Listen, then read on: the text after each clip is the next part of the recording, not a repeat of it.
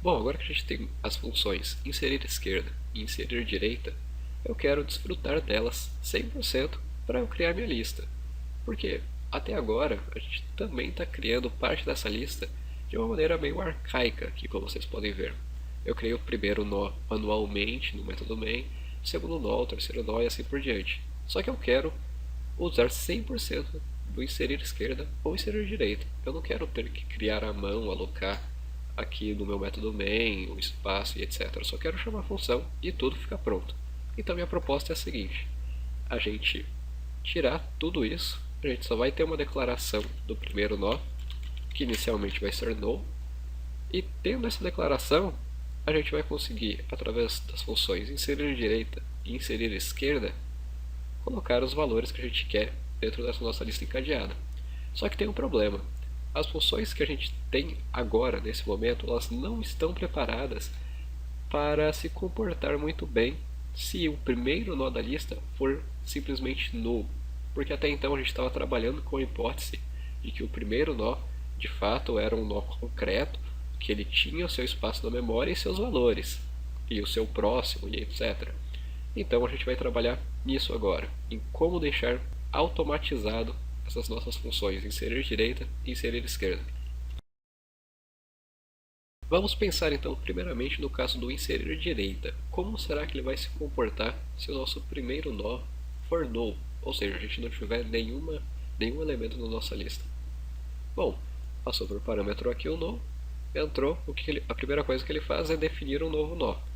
Até aqui não tem nenhum problema, o próximo está sendo definido para null, o que faz sentido, afinal mesmo que a gente tenha apenas um nó na nossa lista, o próximo dela ainda vai ser null, afinal o primeiro elemento, o único elemento, é tanto o primeiro quanto o último, nenhum problema até aqui.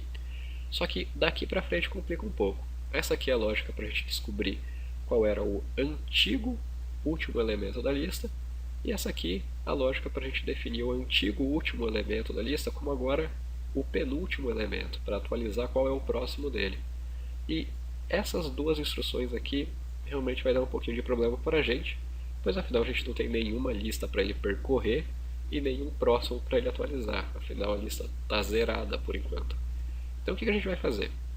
Eu vou colocar um if aqui, somente se o primeiro nó que está sendo passado por parâmetro aqui, ou seja, que está nessa variável lista, nesse ponteiro lista, for diferente de null, que ele vai fazer essas coisas. Então, dessa maneira, se a lista estiver vazia, ele nem sequer vai fazer essas lógicas aqui, ele não precisa se preocupar com isso. Perfeito, então. Eu criei o meu primeiro nó aqui, está null, em seguida chamei o inserir direita. Isso assegura que esse primeiro nó agora vai estar referenciando pelo menos um nó depois desse inserir direita? Não, porque afinal a gente chamou o inserir direita, mas o inserir direita o que ele está fazendo? Ele está criando um novo nó, só que em nenhum momento ele fala como esse novo nó tem que estar relacionado com essa lista aqui. Ele simplesmente cria um novo nó, só que depois que ele é executado ele descarta tudo isso. E o primeiro nó continua referenciando apenas null e nada mais. Então o inserir direita ele não está dando nenhum feedback, ele não está retornando nada para a gente. E assim como o inserir esquerda, agora o inserir direita também vai ter que retornar um valor para a gente, na hipótese da gente chamar ele primeiramente com o primeiro nó referenciando null.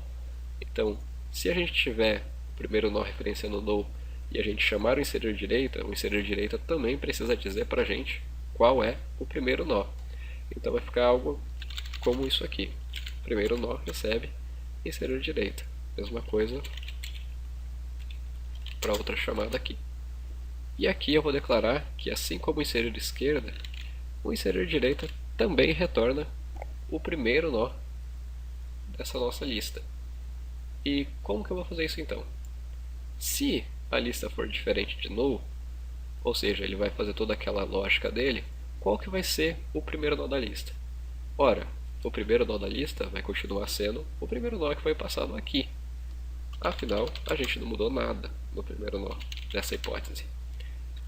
Porém, se eu retornar lista aqui, nesse momento do algoritmo, com certeza a lista não vai estar mais referenciando ao primeiro nó da nossa lista encadeada como a gente quer retornar.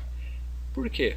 Porque a gente alterou várias e várias vezes o valor de lista. Aqui dentro desse while, você pode ver a lista está constantemente recebendo o valor do próximo, para a gente poder sempre pegar o valor do seguinte, do seguinte, do seguinte, e o que acaba então que o valor de lista não fica com o seu valor original, ele fica com o valor alterado depois desse while, ou seja, ele sempre vai estar referenciando lá pelo último nó da lista, que é o que a gente não quer. O que a gente quer é o valor original da lista, que a gente sabe que era o primeiro nó.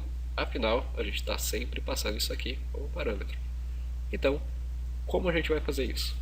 Eu vou fazer um backup, vou chamar esse novo ponteiro aqui que eu estou criando de primeiro ponteiro, eu vou falar para ele receber o valor da lista, só que olha só, ele está recebendo o valor da lista logo no começo do algoritmo, e do começo do algoritmo eu tenho certeza que a lista está apontando para o primeiro nó, que é o que foi passado aqui por parâmetro.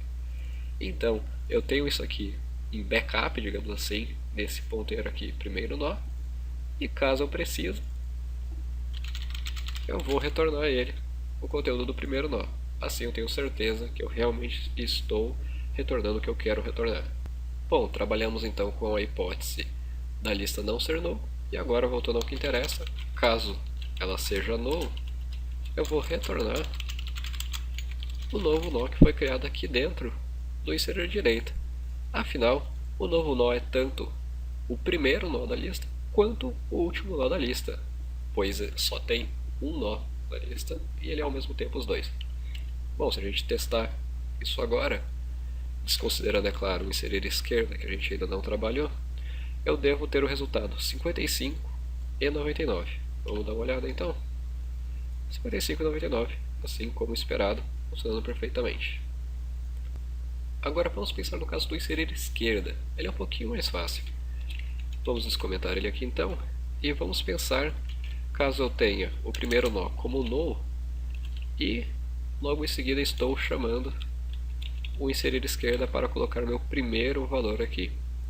O que exatamente vai acontecer? Bom, vamos simular.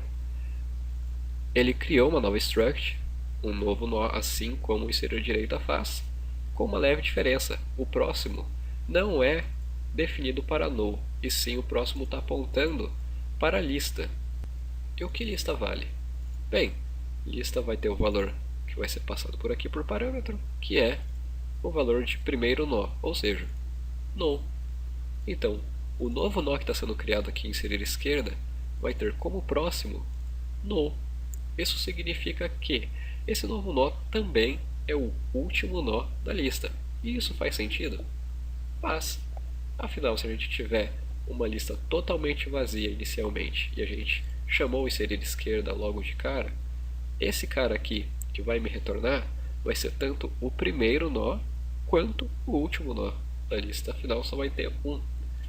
E depois que a gente tiver um nó aqui no primeiro nó, a gente vai passar ele aqui por parâmetro da função e ele vai executar normalmente. Só que a diferença é que lista não vai estar mais valendo null, vai estar valendo o primeiro nó que foi criado aqui com o valor 108.